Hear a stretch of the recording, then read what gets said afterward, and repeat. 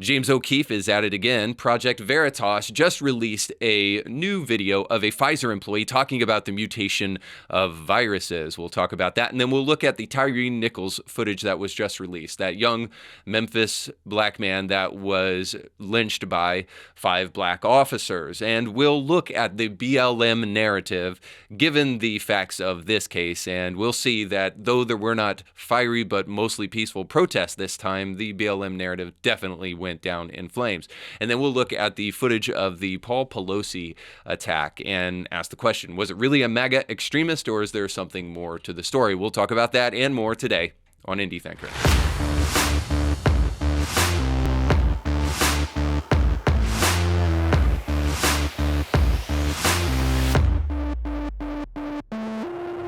Today's show is sponsored by our friends over at Element Home Loans. Now, I know there's a bunch of different businesses out there where you can go get pre-approved for a home, but when you're making the biggest purchase that you'll probably make in your life, you need to make sure that you not only go with experts, but that you go with people you can trust. There's all sorts of tricks in the industry that are just attempts to try to lure you into a high interest rate, or just simply in giving your money to an organization that doesn't deserve it. So there's no tricks with Element Home Loans. They're not going to try to lure you in with a low interest rate that you don't actually qualify for.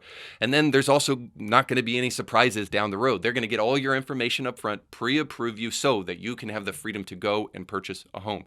There's nothing worse than finally finding that dream home and realizing that you don't actually qualify for that home after all. But you don't get any of that with Element Home Loans. But to know that for sure, you need to go check them out. You need to go to kbmtg.com today. And when you do so, let them know that Indie Thinker sent you. Welcome to the show. Don't forget to like, share, and subscribe. We are all familiar at this point in time with the idea of self-censorship. Now, there's some pros to self-censorship. We should make sure that we're communicating in a way that is effective, and we should censor ourselves that way. But also self-censorship in the sense that we are now reluctant and afraid to share the truth is obviously a blight upon society. We are all familiar with the conversations that we get into from time to time with a person, whether we know them or not. And then when we start to hear what they really think and we realize that they have nothing more than ad hominem attacks and irrational garbage as a position, and we get that sinking suspicion that we're going to have to let them down ever so gently and let them know that their thoughts are dumpster fires on top of dumpster fires. But then the very next feeling for many people is, I'm not sure if I should tell the truth because it will damage the relationship. Now, that in and of itself is a peculiar thing. Telling somebody the truth could actually damage the relationship rather than make it healthy. This is as a result, most definitely, of postmodernism. Now, postmodernism says that it questions norms, and if it had stayed there, that would be fine. In fact, that could be noble. But like most noble lies, postmodernism is flowery language that covers a sadistic agenda. We're told that postmodernism rejects the status quo, but it does go a little bit deeper, and it actually ends up questioning all rules and all authority, and they wish to reject all truth. They say my truth and your truth, but never the truth. Postmodernism rejects truth actually as a neocolonial power game meant to oppress and marginalize people. And so postmodernism wants to resist the truth at all costs. And make no mistake, the churches that should be resisting this and shouting the truth from the rooftops are actually infested with this kind of postmodern garbage. And this was on display just recently, just last week actually, in a clip of Andy Stanley preaching about homosexuality. So you can check that out here. A gay person, when I say gay, men and women, okay? A gay person who still wants to attend church after the way the church has treated the gay community, I'm telling you, they have more faith than I do. They have more faith than a lot of you. A gay person who knows, you know what? I might not be accepted here, but I'm going to try it anyway. Have you ever done that as a straight person? Be aware that whenever anyone speaks the way you just heard Andy Stanley speaking about people groove with large, broad brush strokes and speaking about them in generalized terms, that actually they are intending to lie. They are intending to try to fabricate things. So whenever somebody says, oh, black people this, this is all an attempt to obscure reality and to try to give a generalized sense of authority to something that actually you cannot be that authoritative on, because there is no such thing as all black people. This is the idea that like all black people love fried chicken and watermelon. In fact, fact, it's kind of a racist thing to assume that all black people are all the same anymore than all white people love tuna casserole and love wearing loafers. These kind of generalized terms, again, try to give a sense of authority so that we won't push against the ideas being presented, but they are always an attempt to really, truly obscure the truth. And so Andy Stanley here speaking about all homosexuals as though all homosexuals are the kind of quintessential example of what a servant should look like. Really, like all of them, even like this. All right, tip number 2. Now, this should go without saying, but unfortunately today, it doesn't all the time. If your pastor has less faith in a person in active rebellion to the Word of God, then you probably need a new pastor and you probably need a new church. Now, tip number 3, you need to find a Christian leader who understands the difference between sympathy and truth. A pastor who understands the difference between sentimentality and being honest with people. See, there is no distinction between being truthful and being loving, unless the way you're telling the truth is mean-spirited. But one of the greatest acts of compassion that you can actually participate in is telling people the truth. Here, Stanley is willing to obscure and to lie for the sake of gaining brownie points with people, like I already mentioned, in active rebellion to the Word of God. Stanley says a gay person that still wants to attend church after all that the church has done to them is in some way commendable. So quick question. What exactly has the church done to them? See, as edgy and as real as Stanley thinks he's being right now, what he's doing is what the church has been doing for a generation. They sit on their little stools, they put their cardigans on, and they give you a TED talk, and then they tiptoe around the truth and call that thoughtfulness while they condemn Christians for being too condemning. See the problem there? All while never venturing to come within a mile of the real job of a Christian pastor. Stanley fails to see that he totally missed an opportunity to actually love people by telling them the truth about what the Bible actually says about homosexuality. See, even people who disagree can at least honor somebody who's willing to be honest. See, because loving people and telling them the truth at this time, where the social cost is higher than ever before, is actually a sign to people that you care enough about them to tell them the truth. And besides, true love at the end of the day is willing the good of the other. Lying to people is never willing their good. Telling them the honest truth is the way that you truly show you care about their good. So, let's address this supposed reputation the church has earned because of its dark past of judgmentalism, hypocrisy, and finger-pointing.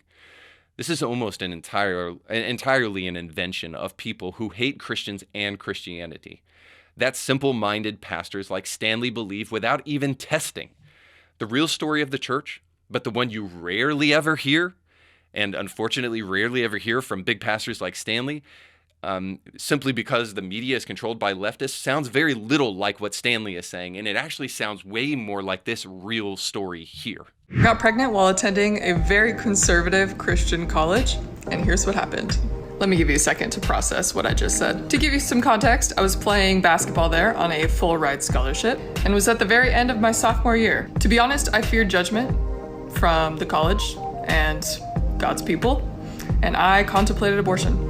Thankfully, I did not show up to my appointment that day, which is a topic for another time, but I had to face my coach and the people that worked there in the higher up places. I went to them and said, honestly, here's what happened, and here's where I'm at now. And I did not receive the reaction that I thought I was going to receive. They were immediately kind and gracious and were so excited for me to have a child. And they said they would do whatever they could to help me graduate. Because as you may know, it is nearly impossible to transfer private units to any sort of public school. So they wished me well on my way, and I moved back home with my mom. I had my beautiful daughter. On my very first Mother's Day as a mom, my coach called me up, and he said, we have a spot on the team, and we have some scholarship money. Want to play? But let's get it straight. The mainstream narrative about Christianity is controlled by people who hate Christians and Christianity. And when pastors start preaching it, it sounds a little weird. When they start believing these lies, it makes you wonder why. And then that natural impulse, according to people like Stanley, is that you just don't love people. See, it's a very human sympathy that is on display here in Stanley, but not necessarily love. We need to know the difference. People like him lack the ability to see that human empathy makes room for dangerously immoral choices. And if you love somebody, you don't do that. While the politician, the activist, the professor, and even the pastor encourage us towards sympathetic answers to today's issues, they neglect that their honest but misplaced emotions distort our thinking and often lead to unjust and immoral outcomes that hurt others in the long run, even more than the issues they wish to solve. Therefore, the real cure for society is and has always been people bold enough to tell the truth, which leaves us asking, why are moral leaders in our nation afraid to do that? All I know is this. For those who care little about the church and religion in the West, let me please tell you, this impacts us all. The truth matters, and it always will in every institution in society. See, if church leaders won't do it, you should view that as a canary in the coal mine. You might not be worried about what's going on in churches in America because you don't attend and don't believe in God, but you should be worried about it. Because if the biggest churches in America are not places where you can hear the truth anymore, then I ask you, what institution can you hear it from? And we'll talk about how we're hearing it in the mainstream media in our stories today.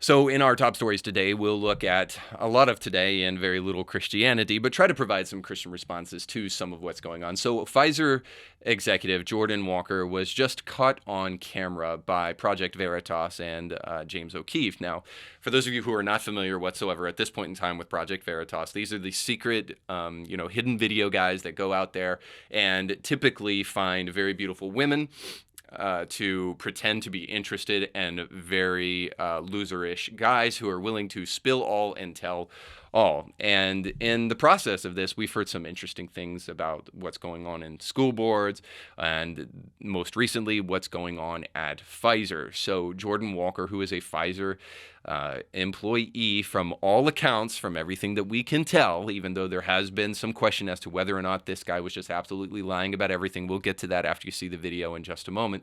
But needless to say, in this video, you'll see Jordan Walker, supposedly and presumably a Pfizer employee, talking about the mutation of viruses at Pfizer for the protection of us all. So here's that. Pfizer ultimately is thinking about mutating COVID? Well, that is not what we say to the public. The virus keeps mutating. Yeah. Well, one of the things we're exploring is, like, why don't we just mutate it ourselves so we can create unfavorably develop new vaccines, right? So we have to do that. If we're going to do that, though, there's a risk of, like, as you could imagine, no one wants to be having a pharma company mutating viruses. You have to be, like, very controlled to make sure that this virus that you mutate doesn't create something that, like, goes everywhere. So you're not supposed to do gain function research with the viruses, like, they recommend not. But you do, like, these, like, selected directional mutations to try to see if you can make more potent. Yeah. So there is research ongoing about that. I don't know how that's going to work. It's pretty good for the industry, to be honest. Yeah. It's bad for everyone else in America. So suffice to say, if what we see on this video is legitimate, and I'll show you why I think we should take it as legitimate, I think we need to be very alarmed and have our eyes wide open. Because we have people in the biggest places and the biggest institutions of our society lying to us and doing so on a regular basis, and doing it in ways that are of the utmost importance, especially when it comes to global viruses that were most definitely not created in a lab, like Jordan seems to be saying is happening presently at Pfizer. Now, does he work for Pfizer? This has been the big question, because he claims in the video that he was lying and just doing so to try to impress somebody while he was on a date. Here's him saying that. Hey there, is this seat taken? You work for Pfizer. My question for you is, why does Pfizer want to hide from the public the fact that they're mutating the COVID viruses? Is this real life? I'm literally a liar. I was trying to impress a person on a date by lying. This is absurd. Please don't touch me. Well, this is not. By the way, Why are you doing don't this? tell anybody. This is someone who's just working at a company to literally help the public. You up. You really did. So as you see that, I just have a question to ask you. Do you think adults are typically more responsive to affirmation or incredibly resistant to correction? And which attitude do you think is on display as we look at this adult man having a meltdown? So here's just a tip. If we're going to learn how to discern and try to tell the truth, which is actually the only reason I as a Christian am even concerned in this story in the first place, is how do we know when people are telling us the truth? So here's a little game that I play, and maybe it'll be helpful to you. It's a game called Common Sense. So the game goes like this. In this scenario, Project Veritas could have staged this whole thing. This Jordan guy is just simply, he's not a Pfizer employee. He was staged by James O'Keefe. And all of this is a big lie to get clicks for Project Veritas. Okay, so that's scenario one. Scenario two here is this guy actually is a Pfizer employee, and he was caught red-handed doing what half of the country thinks that places like Pfizer are already doing with viruses. So you play that game and you tell me which scenario makes more sense to you.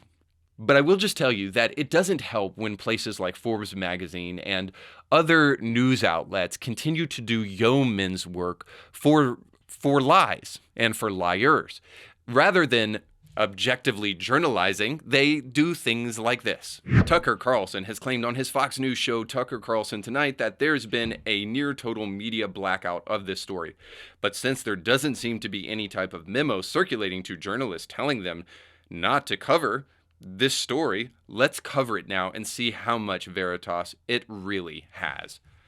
So already from the outset, we get from this writer at Forbes magazine contradicting and coming skeptically to this story. Now, objective journalism can sometimes be skeptical in nature, except when there is zero evidence to be skeptical and a lot of questions to be asked. So you can see this cynical article is already intended to try to prove that Project Veritas doesn't actually have the goods. Now, what's their case for that? Well, of course, they don't have any actual evidence, but instead they have this. Wow, a Pfizer exec bragging about Frankenstein science. That sounds like a monstrous revelation, doesn't it? But before Carlson's claim makes you sit bolt upright in your chair, keep in mind that this was Carlson who had said this.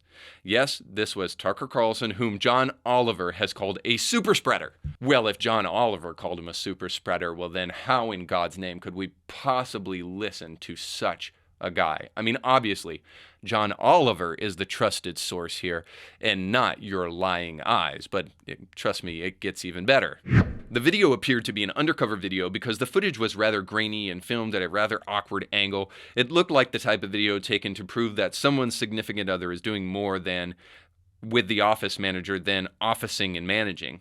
This video featured someone described by Project Veritas as Jordan Tristan Walker, Pfizer Director of Research and Development, Strategic Operations, and mRNA Scientific Planning, answering questions from an unidentified interviewer. So you could either take Project Veritas's or Carlson's word for it, or search for his name on Google, Bing, DuckDuckGo yourself. After all, someone with that kind of title should be fairly easy to find on the internet, right? Well, a Google search didn't really reveal any legitimate source that could verify the person's name and title. Similarly, a search on LinkedIn doesn't reveal any such verifiable profiles either. Just some accounts trying to spread his name. Some of these accounts are spelling the name slightly differently. All right, so there you go. The only evidence that this writer over at Forbes has is that they couldn't find this person's name at Pfizer. Now, I've never tried to really locate Pfizer employees, and I don't really know how the structure works over there, but I would suggest that just because this person was not easy to find could mean possibly two things, especially based on the reaction of our dear friend Jordan Walker. One, Jordan was scrubbed from the internet shortly after this event because he knows the implications of what he just did could be damning for Pfizer. It could take that big pharma industry right down to the ground. Now, I was reliably informed by Joe Biden that he's not in bed with Big Pharma, and he hates Big Pharma, in fact, and he is ready to stick up for the man. But why is it that the left-wing media is really, really quick to defend Pfizer rather than to ask questions about the reliability of what this guy is claiming? Now, of course, are they going to go to Pfizer and ask? Are they going to go to the CEO over there or try to do their own investigative research? Of course not. Here's what they're going to do. They're going to name call Tucker Carlson because that's what responsible journalists do that wear big boy pants. I mean, I'm only being this tongue-in-cheek for one reason. I remember a time when journalists actually took stories seriously, and that their job was not to defend Big Pharma, but their job was to actually investigate Big Pharma. It wasn't so long ago, and it's not that we can't get back to that place, but as long as we sit idly by and just say, well, this doesn't matter, this is just Project Veritas at it again, it's just more white noise, it's more outrage, rather than an opportunity, one, for us to learn how to discern when someone is telling us the truth and to try to weigh evidence and to weigh the options that are before us. But also, too, for us to realize that it's time for us to start sourcing information from places other than the mainstream, because they are eaten up with the postmodern ideology that, so one of two things. One, that you need to be able to think for yourself about different things that you hear, and you need to be able to weigh evidence effectively. But then the second thing is this, is that you need to also know at this point in time, if you don't already, you cannot trust the mainstream media, and you need to source your information as much as you can on your own. Do not take anybody's word for it. Sure, don't take Project Veritas's word for it, but certainly don't take this cynical writer over at Forbes and their word for it. Just because it comes from Project Veritas or Tucker Carlson doesn't mean it's a lie. This is something called the Fox News fallacy. Just because the truth comes from somebody that you don't like, all of a sudden you don't believe it.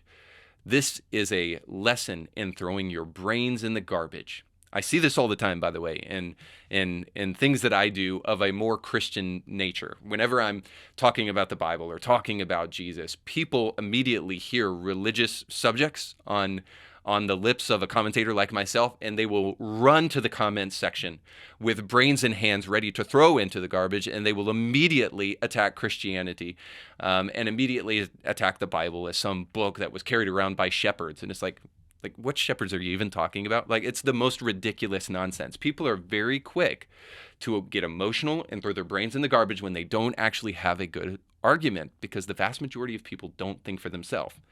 And by way of reminder, because I get this a lot on the show, thinking for yourself doesn't mean just coming up with the truth on your own. It means sourcing information, because that's the point I'm trying to get at. Make sure that you get as much information as you possibly can, ask as many questions as you possibly can, and then, surprise, you might actually have an informed opinion, unlike most of what we get from the lamestream media. And speaking of which, there was a lot of people that were quick to jump to conclusions about this next story, because I want to talk to you for just a moment about Tyre Nichols. Now, this is a very sensitive subject, so before I jump into it, I want to say a couple of things. One, I'm not going to show the footage. It's disturbing, and I don't like it, and if you want to go find it, you can find it yourself.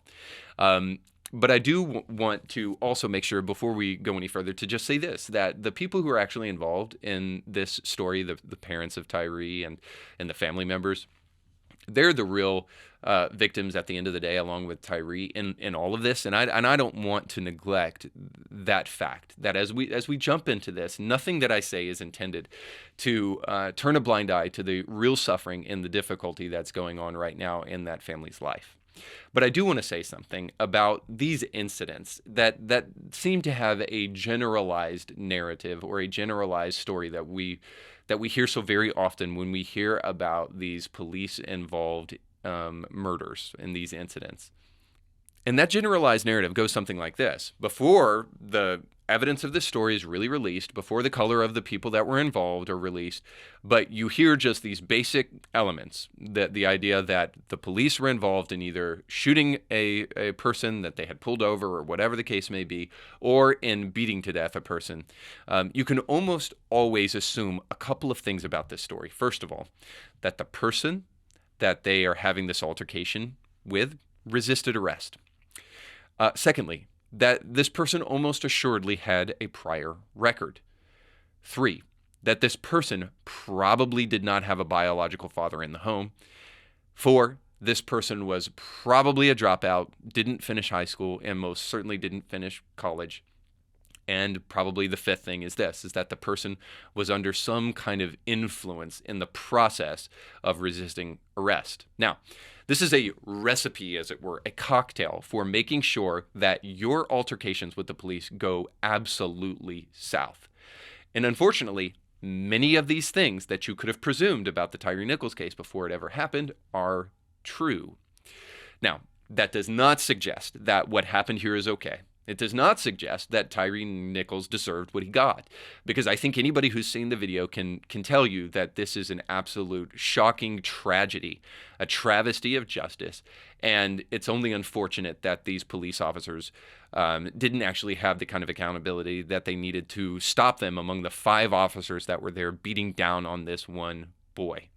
So that is just simply to say this, that we continue to see this reoccurring thing on behalf of the person that on the other side of this incident that we need to talk about and we need to be honest about.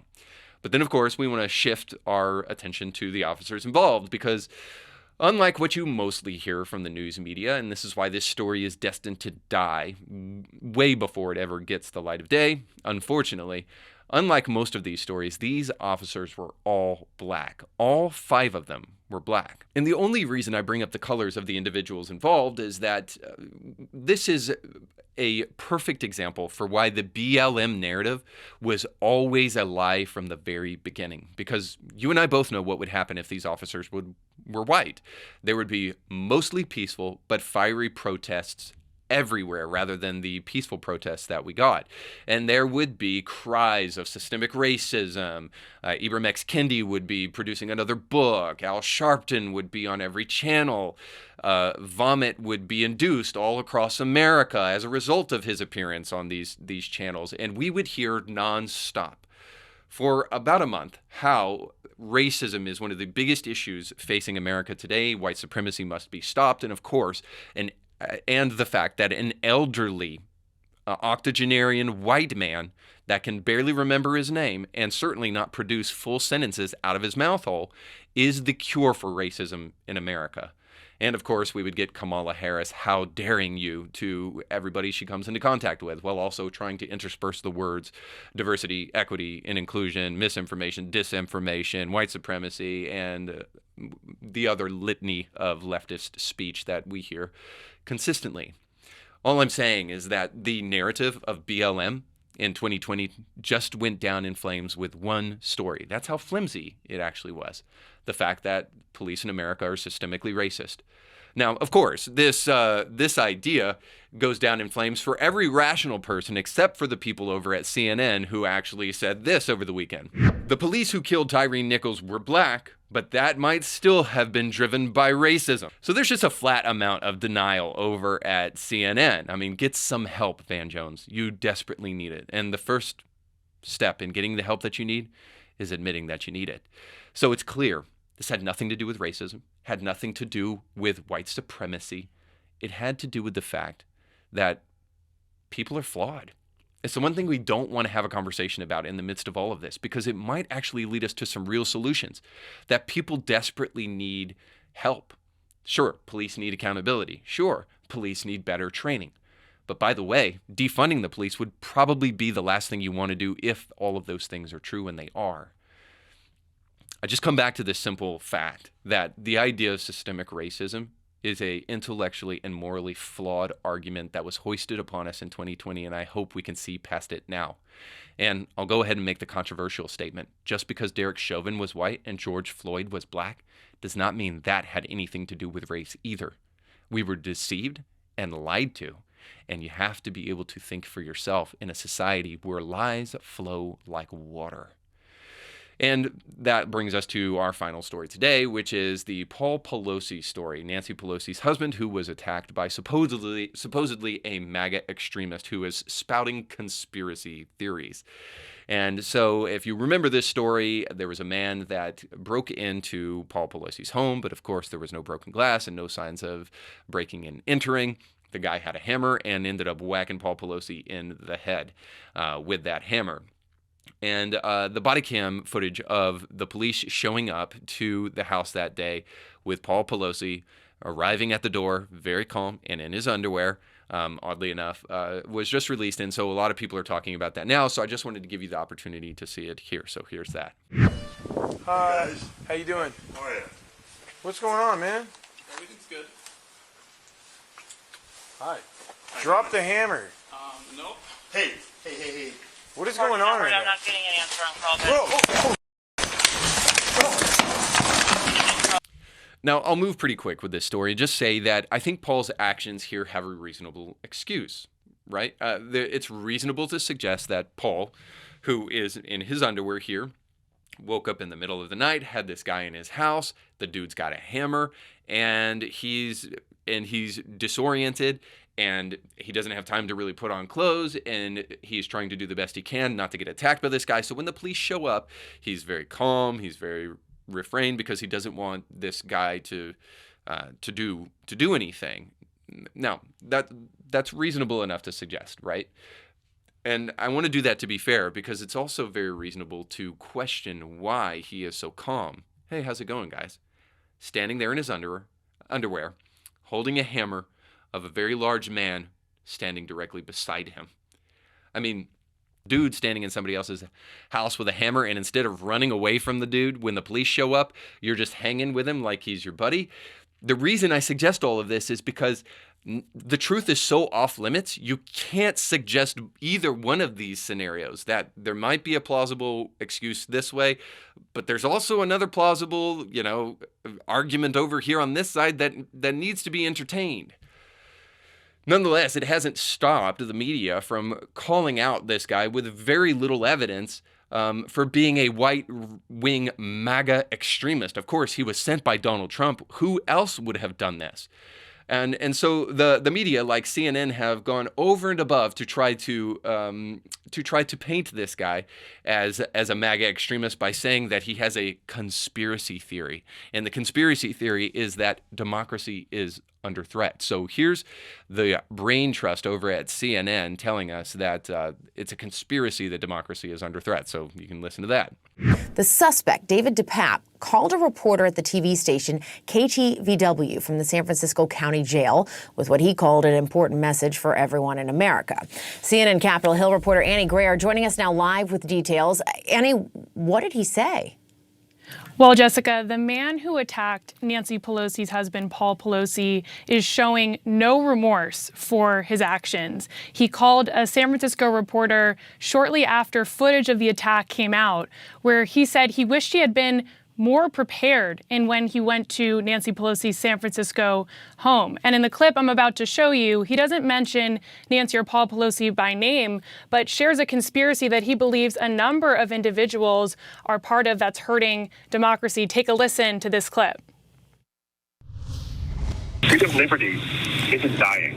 It's being killed systematically and deliberately. The people killing it have names and addresses. So I got their names and addresses so I could pay them a little visit. I want to apologize to everyone. I messed up. What I did was really bad. I'm so sorry. I didn't get more of them. All right, so far be it from me to defend this doofus over here smacking Paul Pelosi in his undies, but is it really a conspiracy theory that democracy is under threat? I mean, isn't it kind of always under threat? I mean, the Washington Post thinks democracy dies in darkness. It's so under threat that they have to continue to publish lies on the regular. So if democracy is under threat, by the way, it comes from the mainstream media rather than actually from this hammer-wielding weirdo, because ultimately, at the end of the day, what this story really tells us is how quick the left is to politicize everything, and how quick they are to abandon all of their calls for justice when it fits their narrative. This is a homeless man who is clearly either a drug addict or mentally insane, like the vast majority of people who are homeless and on the street, just like this guy. But now they want justice for Paul Pelosi, and they want the full weight of the law to fall upon this man, but they just removed loitering laws in San Francisco and in the rest of California so that sex trafficking could take place and so that homeless people could hang out on the street. So they want justice for this man who attacked Paul Pelosi, but they don't actually really want justice and the well-being of people who are out on the street being driven insane by drug use or based upon the fact that they're out on the street, whether they were insane before they got there or not. These kind of things that happen at Paul Pelosi's house happens because people in leftist cities and states aren't actually willing to fix the issues that are going on in their city and state. Perhaps it's because they desperately need to be needed. As long as there are homeless people that can't take care of themselves, the government can step in and they will always have a constituency among this group of people. Perhaps that's why the left loves welfare so much. It becomes a voter block for them, where the government can replace the father in most of these homes. The point is that it's funny to me how quickly the left abandons their sympathy and their calls for justice for the disenfranchised and the marginalized and those who have no other choice but to steal bread from stores so that they can feed their families. How those calls for justice are suspended the moment it doesn't fit their narrative and there's another story that they can tell, and they can put their enemies in the crosshairs. And so the whole point of this story and all of our stories today is just simply this: in a world where the truth is the biggest threat to the vast majority of those who are in power, how do we know what the truth is? And what can we do to tell the truth? I can tell you at least this much. One, think for yourself, which doesn't mean do all of your own thinking. It just simply means get as much information as you possibly can from as multiple sources as you possibly can. And perhaps it also means this: value the truth, treasure the truth, hold it close to you. And don't be so resistant to ideas because they don't fit your exact narrative. Don't be like the mainstream media. Kick those guys out of your house, by the way. If you haven't done that already, maybe that's the end result of all of this. Don't have Stockholm syndrome and continue to invite your abuser back into your home. Make sure they're far gone from any information giving that they could possibly give to you and to others around you. And start going to other places, perhaps like Indie Thinker with Reed Huberman. So with that being said, don't forget to like, share, and subscribe. And most importantly, go with God.